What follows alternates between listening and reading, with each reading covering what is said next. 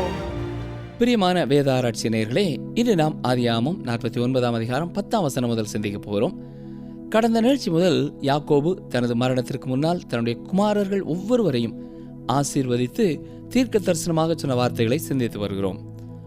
இப்பொழுது ஆதியாகமம் 49 அதிகாரம் 10 வாசிக்கிறேன்.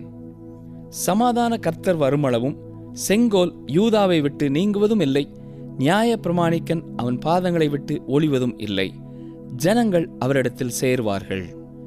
இங்கே யாக்கோபு யூதாவை குறித்து பேசிக் கொண்டிருக்கிறார். கர்த்தருடைய வசனத்திலேயே குறிப்பிடத்தக்க தீர்க்க தரிசனங்களிலே இதுவும் ஒன்று. ஆதியாகமத்தின் ஆரம்ப அதிகாரங்களிலேயே ஒரு ஸ்திரீயின் வித்தை குறித்து நாம் படித்திருக்கிறோம். அது இயேசு கிறிஸ்துவை குறித்த முதலாவது தீர்க்க தரிசனம்.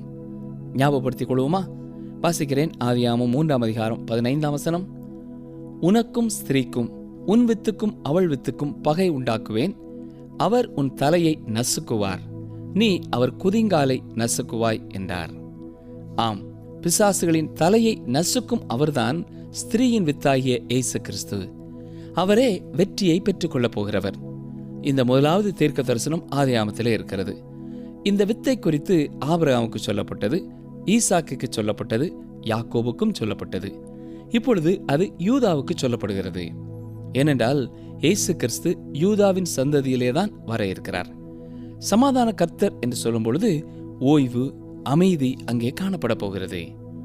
இயேசு கிறிஸ்துவே அந்த அமைதியை, சமாதானத்தை, ஓய்வை கொண்டு வரப்போகிறார். ஆண்டவராய் இயேசு கிறிஸ்து இந்த உலகத்திலே நடந்து தெரிந்து அலைந்த பொழுது அவரை புறக்கணித்த மக்களை விட்டு அவர் திரும்பி மற்றவர்களை பார்த்து, வருத்தப்பட்டு பாரம் சுமக்கிறவர்களே, நீங்கள் எல்லாரும் என்னிடத்தில் வாருங்கள், நான் உங்களுக்கு இளைப்பாறுதல் தருவேன் என்று சொல்லி அழைப்பு கொடுத்தார். ஆம், அந்த சமாதான கர்த்தர் வந்துவிட்டார். இயேசு கிறிஸ்து சமாதான கர்த்தர் மட்டுமல்ல, அவரே செங்கோலை கரத்திலே பிடித்திருப்பவரும் ஆவார். இந்த உலகத்தை ஆளும் செங்கோலை ஆணி கடாவிய தனது கரத்திலே அவர் பிடித்திருப்பார். இந்த அதிகாரத்தின் 24 நாம் வாசிக்கும் பொழுது தேவனிடத்திலிருந்து மெய்ப்பனும் இஸ்ரவேலின் கன்மலையும் வரும் என்று வாசிக்கிறோம். இந்த சமாதான கர்த்தர் மெய்ப்பனாகவும் கன்மலையாகவும் வரப்போகிறார். எண்ணாகமம் 24 அதிகாரம் 17 வரும்பொழுது அங்கே ஒரு நட்சத்திரம் தீர்க்க தரிசனமாக உரைக்கப்படுகிறது. இவை எல்லாமே ஆண்டவராய் இயேசு கிறிஸ்து உலகத்திலே தோன்ற போவதற்கான முன் அடையாளங்களாகும். ஏவாளுக்கும் ஆதி பிதாக்களுக்கும் வாக்கு பண்ணப்பட்ட வித்து அவரே. அவரே சமாதானத்தையும் ஓய்வையும் கொண்டு வரப்போகிறவர். செங்கோலை கரத்திலே பிடித்திருப்பவரும் அவரே. தனது ஜீவனை கொடுத்த மேய்ப்பனும் அவரே. மீண்டும் வரப்போகிற பிரதான மேய்ப்பனும் அவரே. வேண்டாம் என்று தள்ளப்பட்ட கல்லாகிய அவர் மூலைக்கு தலைக்கல்லானார். அவரே அதிகாலை நட்சத்திரமாய் தனது திருச்சபைக்கு இருக்க போகிறார். அருமையானவர்களே, இதுதான் ஆதாம் முதல் சேத்தின் வழியாக நோவா, சேம், ஆபிரகாம், ஈசாக்கு, யாக்கோபு வழியாக இப்பொழுது யூதாவின் வழியாக கடந்து செல்லும் அவருடைய சந்ததியாய் இருக்கிறது. அருமையான சகோதரனை, சகோதரியே, தேவன் எல்லாவற்றையும் ஒரு திட்டமிட்டு செயல்படுத்தி கொண்டிருக்கிறார் என்பதை இங்கே நாம் புரிந்து கொள்ள வேண்டும். ஆதியாகமம் 49 அதிகாரம் 11-12 பாருங்கள். அவன் தன் கழுதை குட்டியை திராட்சை செடியிலும் தன் கோழிகை கழுதையின் குட்டியை நற்குல திராட்சை செடியிலும் கட்டுவான். திராட்சை ரசத்திலே தன் வஸ்திரத்தையும் திராட்சை பழங்களின் இரத்தத்திலே தன் அங்கியையும் தோய்ப்பான். அவன் கண்கள் திராட்சை ரசத்தினால் சிவப்பாயும் அவன் பற்கள் பாலினால் வெண்மையாயும் இருக்கும். இங்கே யாரை குறித்து பேசிக் கொண்டிருக்கிறார்? அருமையானவர்களே, எருசலேமிற்குள்ளே கழுதை குட்டியிலே பவனியாக வந்த மேசியாவும் ராஜாவாகவும் இரட்சகராகவும் தன்னை அர்ப்பணித்த இயேசு கிறிஸ்துவை குறித்து தான் பேசிக் கொண்டிருக்கிறார். இரத்தத்திலே தன் அங்கியை தோய்ப்பான் என்று வாசிக்கிறோம். அதன் பொருள் என்ன? அதுதான் தன்னுடைய இரத்தத்தையே அவர் சிந்துவதை குறிக்கிறது. ஆனால் அடுத்த முறை இயேசு கிறிஸ்து வரும்பொழுது அவருடைய வஸ்திரம் சிவப்பானதாய் இருக்கும். அப்பொழுது ஒரு கேள்வி கேட்கப்படும். பாருங்கள், ஏசாயா தீர்க்கதரிசியின் புத்தகம் 63 அதிகாரம் 2 உம்முடைய உடுப்பு சிவப்பாகவும் உம்முடைய வஸ்திரங்கள் ஆலையை மிதிக்கிறவன் வஸ்திரங்கள் போலவும் இருக்கிறதென்ன? அருமையானவர்களே, 2வது முறை அவர் வரும்பொழுது அவருடைய வஸ்திரம் சிவப்பாய் இருக்க போவதற்கு காரணம் அவருடைய சத்துருக்களின் இரத்தம்தான். ஏனென்றால் அவர் நியாயம் தீர்க்க வருகிறார். ஆம் அருமையானவர்களே, யூதாவுக்கு யாக்கோபு மூலமாய் தேவன் கொடுத்த தீர்க்க தரிசனம் வேத புத்தகத்திலேயே மிகவும் குறிப்பிடத்தக்க ஒரு தீர்க்க தரிசனமாகும். ஏன் தெரியுமா? ஆண்டவராய் இயேசு கிறிஸ்துவின் முதல் வருகையையும் இரண்டாவது வருகையையும் குறித்து இங்கே சொல்லப்பட்டிருக்கிறது. அடுத்ததாக ஆதியாகமம் 49ஆம் அதிகாரம் 13ஆம் வசனத்தை பாருங்கள். செபுலோன் கடற்துறை அருகே குடியிருப்பான், அவன் கப்பல் துறைமுகமாய் இருப்பான், அவன் எல்லை சீதோன் வரைக்கும் இருக்கும். அருமையானவர்களே, கானான் தேசத்தின் வட பகுதியிலே கடற்கரையிலே வாழும்படியாய் அமைந்தவர்கள்தான் செபுலோன் கோத்திரத்தார். 14-15 வசனங்கள். இசக்கார் 2 பொதியின் நடுவே படுத்துக் கொண்டிருக்கிற பலத்த கழுதை, அவன் இளைப்பாறுதல் நல்லது என்றும் நாடு வசதியானது என்றும் கண்டு சுமக்கிறதற்கு தன் தோளை சாய்த்து பகுதி கட்டுகிறவனானான். ஆம் அருமையானவர்களே, இசக்கார் வம்சத்தின் மக்களும் கானான் தேசத்தின் வடக்க புறத்திலே பின்காலங்களிலே குடியிருந்தார்கள். தேசத்திலே முதுகெலும்பாக இருந்து அநேக பணிகளை செய்தவர்கள் இந்த இசக்கார் கோத்திரத்தார்தான். அவர்கள் பணியாளர்களாய் இருந்தார்கள். அதைத்தான் இந்த வசனம் முன்னறிவிக்கிறது. இன்றைக்கு சமுதாயத்திலே மிக அமைதியான பெருங்கூட்ட மக்கள் இருக்கிறார்கள் என்று சொல்லப்படுகிறது. அவர்கள்தான் நம்மை போல சாதாரணமான மனிதர்கள். நாம் செய்திகளிலே வருகிறதில்லை, செய்தித்தாள்களிலேயும் தொலைக்காட்சிகளிலேயும் வருகிறவர்கள் முக்கியமானவர்களாக கருதப்படுகிறார்கள். இவர்கள்தான் முக்கியமான மனிதர்கள் என்று ஊடகங்கள் கூறலாம். ஆனால் எனக்கு அருமையான சகோதரனே, சகோதரியே, அவர்கள் எல்லாரும் தேசத்தின் முதுகெலும்புகள் அல்ல. பொதுவாகவே இந்த செபுலோன் மற்றும் இசக்காரை போல சாதாரணமாய் எண்ணப்படுகிறவர்களே தேசத்தின் முதுகெலும்பாய் இருக்கிறார்கள். அன்றும் இஸ்ரவேல் தேசத்தின் முதுகெலும்பாய் இந்த செபுலோனும் இந்த இசக்கார் கோத்திரத்தினரும் தான் காணப்பட்டார்கள். இதுவே அவர்களை குறித்த தீர்க்க தரிசனம். இப்பொழுது ஆதியாகமம் 49ஆம் அதிகாரம் 16 முதல் 18 வசனம் வரை வாசிக்கிறேன். தான் இஸ்ரவேல் கோத்திரங்களில் ஒரு கோத்திரமாகி தன் ஜனத்தை நியாயம் விசாரிப்பான். தான் குதிரையின் மேல் ஏறி இருக்கிறவன் மல்லாந்து விழும்படியாய் அதன் குதிகாலை கடிக்கிறதற்கு வழியில் கிடக்கிற சர்ப்பத்தை போலவும் பாதையில் இருக்கிற விரியனைப் போலவும் இருப்பான். கர்த்தாவே, உம்முடைய ரட்சிப்புக்கு காத்திருக்கிறேன். என்னை கேட்டுக்கொண்டிருக்கிற அருமையான சகோதரனே, சகோதரியே, இந்த தான் கோத்திரத்து மக்கள்தான் தேவனுக்கு விரோதமாக கலகம் செய்வதிலே முன்னாலே நின்றவர்கள். எனவே தேவனுடைய ரட்சிப்பு அவர்களுக்கு மிகவும் தேவையானதாய் இருந்தது. தொடர்ந்து வேத வசனங்களை படிக்கும் பொழுது இந்த கோத்திரத்தின் மக்களை குறித்து நாம் நிச்சயமாக தெளிவாக கற்றுக்கொள்வோம். வசனம் 19 பாருங்கள். காத் என்பவன் மேல் இராணுவ கூட்டம் பாய்ந்து விழும், அவனோ முடிவிலே அதன் மேல் பாய்ந்து விழுவான். தேசத்தின் வடக்கு பகுதியிலே குடியேறிய மற்றொரு கோத்திரம்தான் இந்த காத் கோத்திரம். உண்மையாகவே இவர்கள்தான் வடக்கு கடைசியிலே இருந்தார்கள். எனவே இஸ்ரவேல் தேசத்தை குறித்து விவரிக்கும் பொழுதெல்லாம் தான் முதல் பேர்சிபா வரை என்று சொல்வது வழக்கமாயிருந்தது. 20-21 வசனங்களை பாருங்கள். ஆசேருடைய ஆகாரம் கொழுமையாயிருக்கும், ராஜாக்களுக்கு வேண்டிய ருசி வர்க்கங்களை அவன் தருவான். நப்தலி விடுதலை பெற்ற பெண்மான், இன்பமான வசனங்களை வசனிப்பான். அருமையானவர்களே, இங்கே யாக்கோபின் பிள்ளைகள் ஒவ்வொருவரை குறித்து சொல்லப்பட்ட தீர்க்க தரிசனங்களும் உண்மையாகவே நிறைவேறி இருக்கிறதை வேதத்தின் மற்ற பகுதிகளிலே நாம் பார்க்கலாம். தனிப்பட்ட விதத்திலே தேவன் செயல்பட்ட ஒவ்வொரு மனிதர்களுமே இந்த 12 கோத்திரங்களின் வழியாக வந்தவர்களாய் இருக்கிறார்கள். வசனம் 22 பாருங்கள். யோசேப்பு கனிதரும் செடி, அவன் நீர் ஊற்றண்டையிலே கனிதரும் செடி, அதன் கொடிகள் சுவரின் மேல் படரும். யோசேப்பு கானான் தேசத்தை விட்டு எகிப்திற்குள்ளேயே வந்தான். என்றாலும் அங்கேயும் அவன் கர்த்தருக்கு ஒரு சாட்சியாகவே வாழ்ந்தான். பின்னான காலங்களிலே அவனுடைய பிள்ளைகளாகிய இப்ராஹிமும் மனாசேயும் கோத்திரமாக சமாரியா என்று பின்னாலே அழைக்கப்பட்ட இடத்தை சுற்றி தங்கியிருந்தார்கள். ஆண்டவராய் இயேசு கிறிஸ்துவின் காலத்திலே அது புறஜாதியாரின் தேசம் அல்லது புறஜாதியாரின் நாடு என்று அழைக்கப்பட்டது. அங்கே நற்செய்தி சொல்லப்பட வேண்டியதாய் இருந்தது. சுவிசேஷம் அவ்வளவாக அங்கே செல்லவில்லை. ஆண்டவராய் இயேசு கிறிஸ்துவும் அங்கே சென்று தனது ஊழியத்தை நிறைவேற்றினார். யோவான் 4ஆம் அதிகாரத்திலே இயேசு கிறிஸ்து போய் சமாரியா பெண்மணிக்கு சாட்சி பகிர்ந்ததை நாம் வாசிக்கலாம். அந்த கிணற்றண்டையிலே அந்த பெண்ணின் மூலமாக இயேசுவை விசுவாசிக்கும் ஒரு திரள் கூட்டம் பின்னாலே உருவானார்கள் என்று வாசிக்கிறோம். இப்பொழுது ஆதியாகமம் 49ஆம் அதிகாரம் 23 முதல் 25 வசனங்களை பாருங்கள். வில் வீரர் அவனை மனமடிவாக்கி அவன் மேல் எய்து அவனை பகைத்தார்கள். ஆனாலும் அவனுடைய வில் உறுதியாய் நின்றது, அவன் புயங்கள் யாக்கோபுடைய வல்லவரின் கரங்களால் பலத்தன. இதனால் அவன் மெய்ப்பனும் இஸ்ரவேலின் கன்மலையும் ஆனான். உன் தகப்பனுடைய தேவனாலே அப்படியாயிற்று. அவர் உனக்கு துணையாயிருப்பார். சர்வ வல்லவராலே அப்படியாயிற்று. அவர் உயர வானத்திலிருந்து உண்டாகும் ஆசீர்வாதங்களினாலும் கீழே ஆழத்தில் உண்டாகும் ஆசீர்வாதங்களினாலும் ஸ்தனங்களுக்கும் கற்பங்களுக்கும் உரிய ஆசீர்வாதங்களினாலும் உன்னை ஆசீர்வதிப்பார். யாக்கோபின் மூலமாய் வந்த கோத்திரங்களான இப்ராஹிம் கோத்திரமும் மனாசே கோத்திரமும் மிக முக்கியமானவர்களாகி சிறப்பானவர்களாய் இருந்தார்கள். அந்த இஸ்ரவேல் தேசமே அவர்களை அடிப்படையாக கொண்டே 2 பகுதிகளாக பிரிகிறது. அவர்கள் அத்தனை வலிமை நிறைந்தவர்களாய் இருந்தார்கள். வசனம் 26 பாருங்கள். உன் தகப்பனுடைய ஆசீர்வாதங்கள் என் பிதாக்களுடைய ஆசீர்வாதங்களுக்கு மேற்பட்டதாயிருந்து நித்திய பர்வதங்களின் முடிவு மட்டும் எட்டுகின்றன. அவைகள் யோசேப்புடைய சிரசின் மேலும் தன் சகோதரரில் விசேஷித்தவனுடைய உச்சந்தலையின் மேலும் வருவதாக. கவனித்தீர்களா? யாக்கோபு யோசேப்பையும் அவன் மூலமாய் வந்த 2 கோத்திரத்தினரையும் இஸ்ரவேலின் தேவனாய கர்த்தரோடு, சிருஷ்டிகரோடு, இரட்சகரோடு இணைக்க முற்படுகிறான். ஏன் அவ்வாறு செய்கிறான் என்று நினைக்கிறீர்கள்?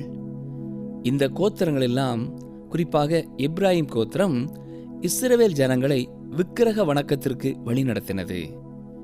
யெரொபெயாம் என்பவன் தேவனுக்கு விரோதமான அந்த கலகத்திலே ஈடுபட்டு இஸ்ரவேல் தேசத்தின் எல்கைகளிலே 2 பொன் கன்றுக்குட்டிகளை செய்து வைத்தான். இது எங்கிருந்து வந்தது? இப்ராஹிம் கோத்திரத்திலிருந்து வந்தது. எனவே இங்கே தனது மரண படுக்கையிலே யாக்கோபு அவர்களை மீண்டுமாக அழைத்து தங்கள் முற்பிதாக்களின் தேவனோடு இணைக்க முற்படுகிறான். ஆதியாகமம் 49 அதிகாரம் 27 வசனம்.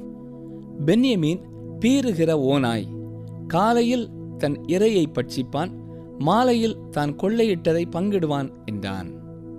பென்யமீனை குறித்து இது வினோதமான ஒரு தீர்க்க தரிசனம் என்று சொல்லலாம். பென்யமீன் யூதாவோடு கூட மிக நெருக்கமாக எண்ணப்பட்டது. இஸ்ரவேல் தேசம் 2 படும் பொழுது யூதாவும் பென்யமீனும் தான் ஒன்றாயிருந்தது. சொல்லப்போனால் பென்யமீன் கோத்திரம் ஒன்றே தாவீதின் வம்சத்தோடு சேர்ந்திருந்தது. இப்பொழுது நாம் யாக்கோபுவின் இறுதியான வார்த்தைகளை பார்க்க போகிறோம். வாசிக்கிறேன். ஆதியாகமம் 49:29. பின்னும் அவன் அவர்களை நோக்கி, நான் என் ஜனத்தாரோடே சேர்க்கப்பட போகிறேன். ஏத்தியனான எபெரோனின் நிலத்திலுள்ள குகையிலே என்னை என் பிதாக்கள் அண்டையிலே அடக்கம் பண்ணுங்கள் என்று கட்டளையிட்டு. அருமையானவர்களே, யாக்கோபின் மரணம் எல்லாவற்றிற்கும் ஒரு முடிவை கட்டியது என்று சொல்ல முடியாது. அவன் என்ன சொல்கிறான்? என்னை என் பிதாக்கள் அண்டையிலே அடக்கம் பண்ணுங்கள் என்று கூறுகிறான். அதாவது ஆபிரகாம் விலை கொடுத்து வாங்கி சாராள் அடக்கம் பண்ணப்பட்டு, ஆபிரகாம் அடக்கம் பண்ணப்பட்டு, பின்னர் ஈசாக்கும் அடக்கம் பண்ணப்பட்ட அதே கல்லறையிலே அடக்கம் பண்ணப்பட விரும்புகிறான். அவனுடைய மனதின் விருப்பம் என்ன? தான் உயிர் தெழுப்பப்பட்டு அந்த தேசத்திலே தொடர்ந்து தங்கியிருக்கும் முன்னதாக கூட தேவன் வாக்கு பண்ணின அந்த தேசத்திலே இருக்க வேண்டும் என்று விரும்பினான். எனவேதான் தன்னுடைய சரீரத்தை அங்கே கானானிலே அந்த குறிப்பிட்ட கல்லறையிலே அடக்கம் பண்ணும்படியாய் கேட்கிறான். வசனம் 30 பாருங்கள். அந்த குகை கானான் தேசத்திலே மம்ரேக்கு எதிராக மக்பேலா எனப்பட்ட நிலத்தில் இருக்கிறது. அதை நமக்கு சொந்த கல்லறை பூமியாயிருக்கும்படி ஆபிரகாம் ஏத்தியனாகிய எபெரோன் கையில் அதற்குரிய நிலத்துடனே வாங்கினார். குடும்பத்தின் சரித்திரத்தை எவ்வளவு அதிகமாக அறிந்த ஒரு மனிதனாய் இருந்திருக்கிறான் பார்த்தீர்களா? இதை குறித்த எந்த எழுத்து வடிவ பத்திரமோ புத்தகமோ அவனிடத்திலே கிடையாது. ஆனால் சந்ததி சந்ததியாக அறிந்திருந்த இந்த உண்மைகளை அவன் மனதிலேயே வைத்திருக்கிறான். வசனம் 31. அங்கே ஆபிரகாமையும் அவர் மனைவியாகிய சாராளையும் அடக்கம் பண்ணினார்கள். அங்கே ஈசாக்கையும் அவர் மனைவியாகிய ரெபேக்காளையும் அடக்கம் பண்ணினார்கள். அங்கே லேயாளையும் அடக்கம் பண்ணினேன். பிரியமானவர்களே, இங்கே அங்கே என்று சொல்லப்பட்டிருக்கிற வார்த்தை தேவன் கொடுத்த வாக்குத்தத்த பூமியை குறிக்கிறதா இருக்கிறது. ஏனென்றால் உண்மையிலேயே ராகேலை யாக்கோபு புதைத்தது பெத்லெகேமிலே தான் புதைத்தான். ஆனால் இங்கே அவன் சொல்வது என்ன?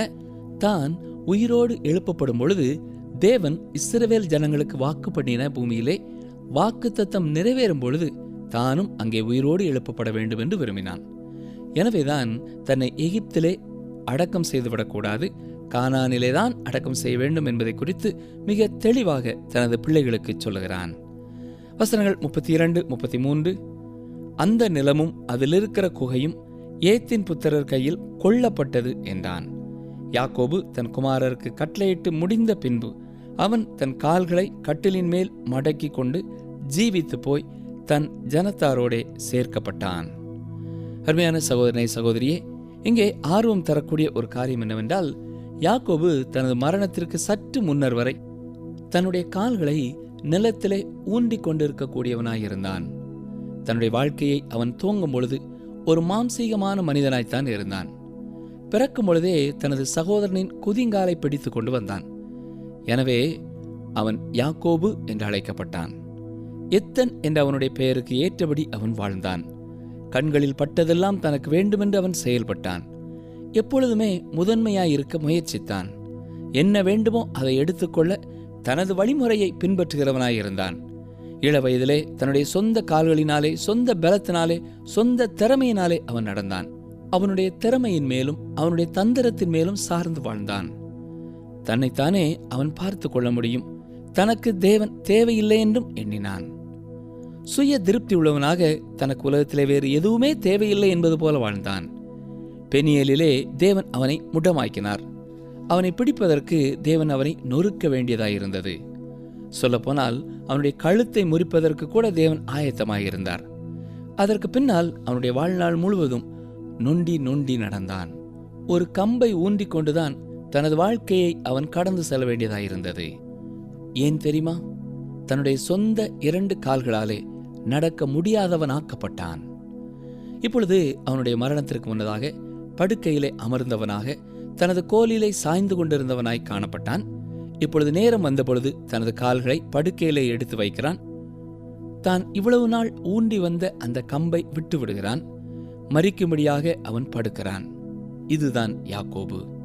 அவனுடைய வாழ்க்கையிலே மிக நெடுந்தூரம் அவன் நடந்து விட்டான். இப்பொழுது இறுதியான விசுவாச செயலாக தான் உயிரோடு எழுப்பப்படும் நாளை எண்ணி பார்க்கிறான். தேவன் அவனுக்கும் அவன் சந்ததிக்கும் அந்த தேசத்தை கொடுப்பார் என்ற வாக்குத்தத்தத்தை பரிபூர்ணமாக அவன் விசுவாசித்திருந்தான். யாக்கோபை குறித்து எபிரேயர் புத்தகத்திலே நாம் என்ன வாசிக்கிறோம்? எபிரேயர் 11:13, இவர்கள் எல்லாரும் வாக்குத்தத்தம் பண்ணப்பட்டவைகளை அடையாமல் தூரத்திலே அவைகளை கண்டு நம்பி அணைத்து கொண்டு பூமியின் மேல் தங்களை அந்நியரும் பரதேசிகளும் என்று அறிக்கையிட்டு விசுவாசத்தோட மரித்தார்கள். நிகழ்ச்சி கேட்டுக்கொண்டிருக்கிற எனக்கு அருமையான சகோதரனை சகோதரியே, மிக முக்கியமான ஒரு சத்தியத்தை இப்பொழுது நாம் மனதில் வைத்துக் கொள்ள வேண்டும். நம்முடைய வாழ்க்கையிலே தேவன் வாக்கு பண்ணின எல்லாவற்றையும் இந்த உலகத்தின் இந்த பகுதியிலே நாம் பெற்றுக்கொள்ளப் போகிறதில்லை.